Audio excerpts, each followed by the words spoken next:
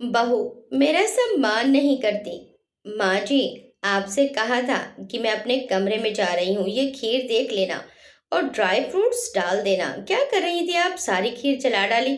ध्यान कहाँ रहता है आपका? हद होती है लापरवाही की। आपकी इन्हीं हरकतों की वजह से पापा जी आपको डांटते रहते हैं। आप जब देखो कोई ना कोई काम गड़बड़ करती रहती हो। अकल है कि नहीं? एक काम भी आपसे सही नहीं होता है। और अगर आपको एक काम बता दो तो आप मेरा जीना हराम कर देती हैं। इससे तो अच्छा आपसे किसी भी काम के लिए कहूँ ही ना। सारी खीर जल गई है, किसी की भी खाने लायक नहीं है, सारी की सारी फेंकनी पड़ेगी।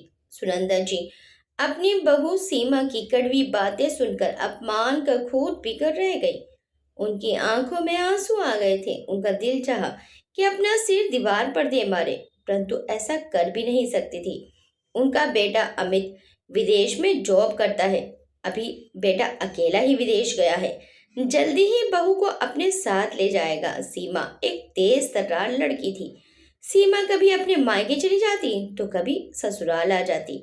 उनके बेटे की शादी को 2 साल हो चुके थे, परंतु अभी तक उनके पास कोई बच्चा नहीं था। अमित की एक बड़ी बहन भी है, रीना। अमित से पहले ही रीना की शादी भी हो चुकी थी और वे चेन्नई में रहती है। बेटी साल में एक बार ही घर आती है। सीमा जब भी अपने सास ससुर के घर आती तभी अपनी सास पर रोब जमाती थी, क्योंकि सुनंदा जी बहुत सीधी सादी महिला थी। वे अपनी सास को बात बात पर ताने देती थी। सुनंदा जी उसकी सभी बातें चुपचाप सुन लिया करती थी, क्योंकि उनके पति प्रभाकर जी हमेशा अपने काम में व्यस्त रहते थे और उनको बात बात पर डांटते रहते थे। जब सीमा ने देखा कि उसकी सास को ससुर जी से हमेशा डांट पड़ती रहती है, तो वह भी उनके ऊपर हावी हो गई। उसने अपनी सास को सम्मान देना कम कर दिया। सुनंदा जी अंदर ही अंदर घुटती जा रही थी। अब उनसे ये सब कुछ बर्दाश्त नहीं होता था। अब वे बीमार रहने लगी थी, लेकिन उनकी बीमारी के बारे में किसी को कुछ भी नहीं पता था, क्योंकि वे किसी से कुछ कहती भी नहीं थी। एक दिन किसी बात पर प्रभाकर जी ने उन्हें डांट दिया। वे तो डांट कर अपने ऑफिस चले गए, परंतु ये बात सुनंदा जी के दिल में घर कर गई। घर में कोई भी नहीं था, बहू भी अपने मायके गई हुई थी। सुनंदा जी घर में बिल्कुल अकेली थी। वे किसी काम से घर से बाहर निकली तो गली में ही बेहोश होकर गिर पड़ी। खुद के ही नर्सिंग होम में ड्यूटी करते हुए कुछ माह की नवविवाहिता डॉक्टर निक्की ने अपने पति डॉक्टर रवि को उनकी लापरवाही के लिए लंच के दौरान मीठा सा ताना मारते हुए कहा, एक आपने रुके सूखे व्यवहार वाले कुछ सीखे ने हमारे अस्पताल में भर्ती सुनंदा आंटी के पति प्रभाकर अंकल से। कौन? जो अल्जाइमर की पेशेंट है। वो हमारे हॉस्पिटल की सबसे पुरानी पेशेंट है। थोड़ी दूर पर ही रहती हैं, अक्सर यहीं इलाज होता है उनका। उनका बेटा विदेश में है और बेटी चेन्नई में। रवि ने निकी को उनके बारे में बताते हुए कहा। हाँ रवि अंकल जी बच्चों की तरह ख्याल रखते हैं उनका। सच कहूँ तो बड़ा ही अच्छा और रोमांटिक व्यवहार है उनका अपनी पत्नी के साथ। अक्सर राउंड लेते समय देखती हूँ उन्होंने कैसे दिन रात एक किए हैं, दिल खुश हो जाता है उनका प्यार देखकर। सुना है वो वीआरएस ले चुके हैं अपनी पत्नी की सेवा के लिए। भाई बुढ़ापे में इस तरह का प्रेम तो बहुत कम देखा है मैंने जीवन साथी के लिए। पूरे हॉस्पिटल में उन्हीं की बात हुआ करती है। उनकी देखभाल और प्यार के चर्चे तो अब आम हो चले हैं हॉस्पिटल में। डॉक्टर रवि ने मुस्कुराते हुए कहा।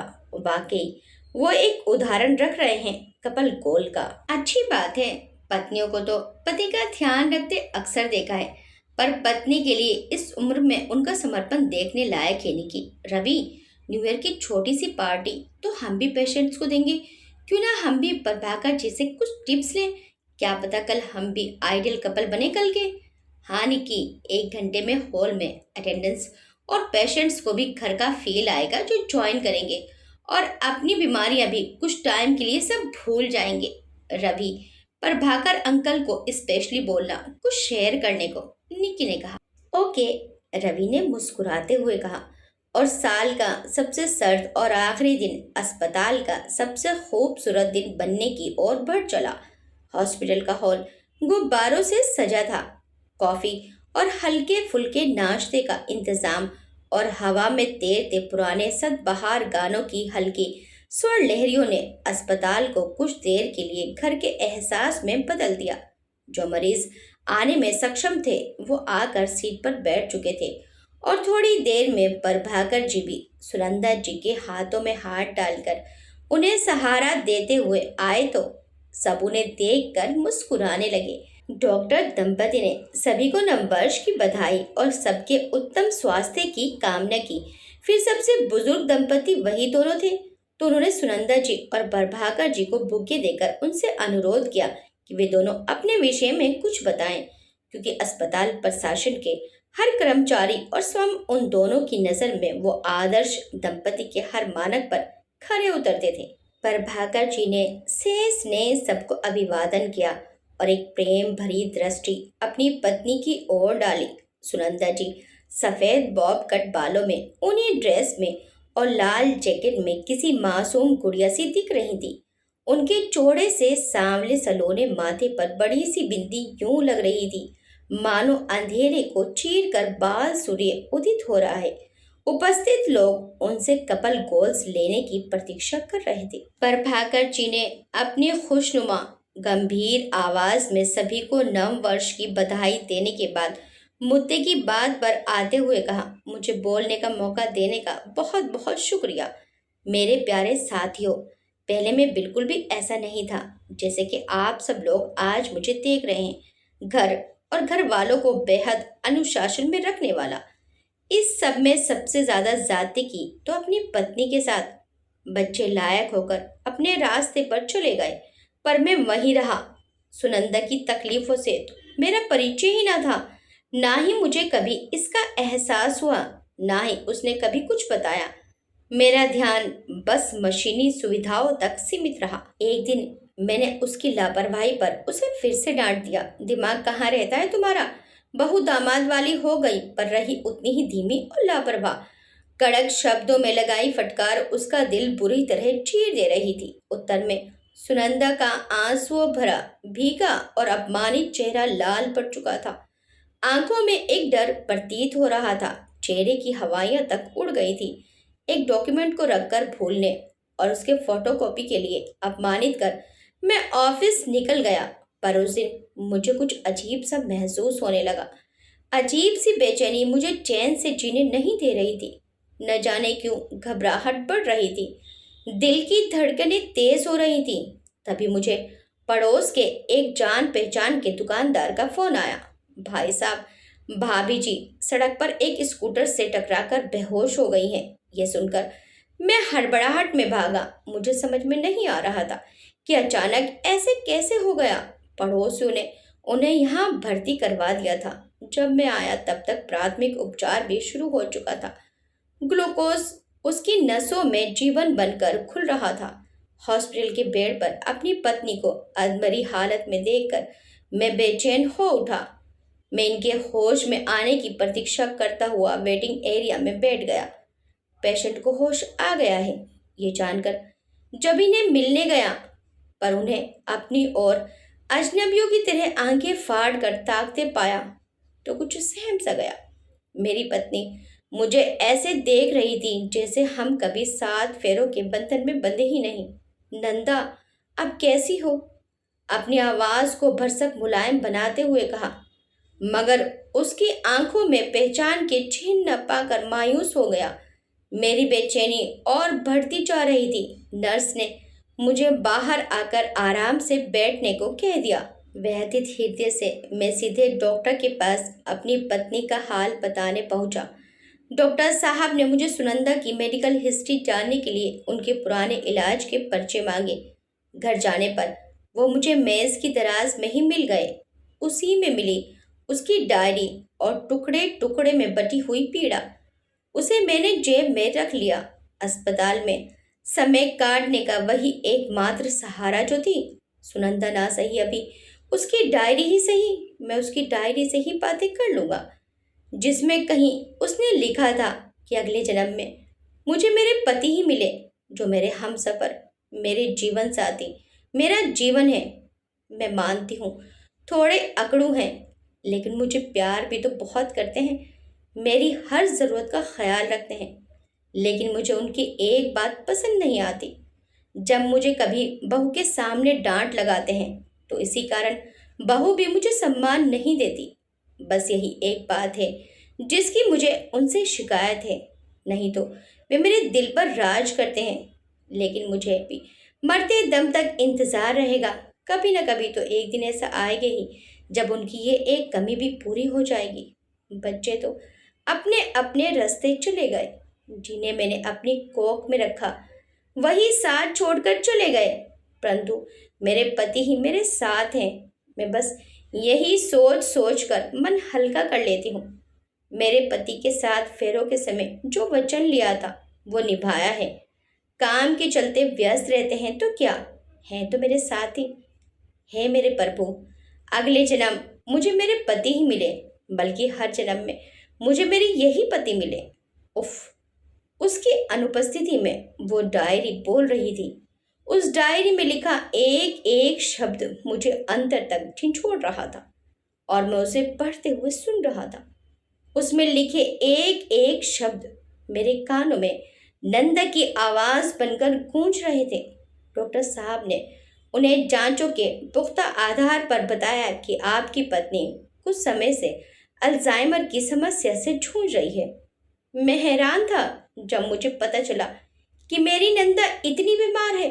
मैं अवाक रह गया। खुद पर मुझे बहुत शर्मिंदगी महसूस हो रही थी। उसके इस तरह भूलने पर डांटना, तब भी वे हमेशा खामोश रहती, उफ तक न करती।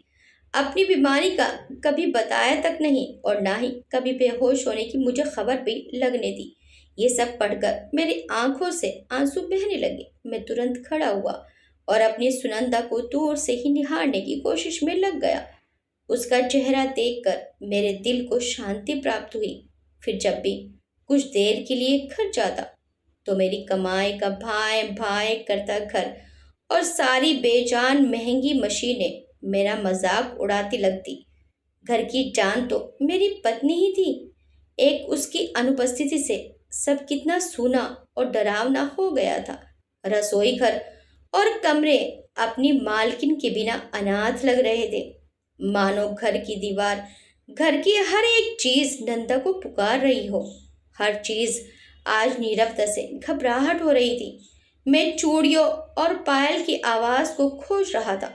हमेशा खामोश रहने वाली मेरी पत्नी की आज एक आवाज सुनने को मैं तरस उठा था।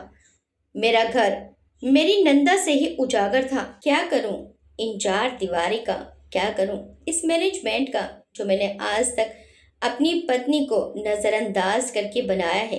क्या करूं इस पैसे का जिसको खर्च करने वाली ही नहीं है। उफ, अगर सुनंदा को कुछ हो गया तो जीऊंगा कैसे और किसके सहारे अपना जीवन जीऊंगा। शादी से अब तक के साथ गुजारे हुए एक एक लम्हे को ताज़ा करता जा रहा था। मेरे स्वास्थ्य की परवाह करने वाली की देखभाल का ही नतीजा था कि मैं 55 की उम्र में 45 से अधिक का ना लगता था।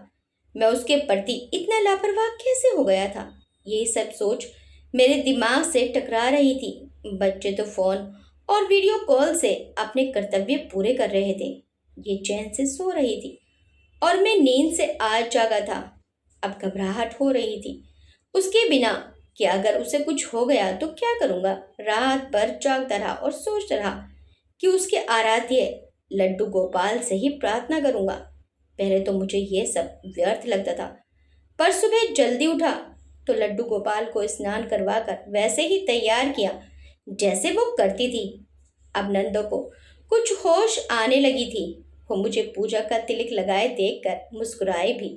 2 दिन बाद उसे वार्ड में शिफ्ट किया गया। आज मैंने अपने शर्मीले स्वभाव को पीछे छोड़कर अपने अनगढ़ हाथों से खुद उसके बाल संवारे, बिंदी लगाई और चूड़ियां हाथों में पहना दी।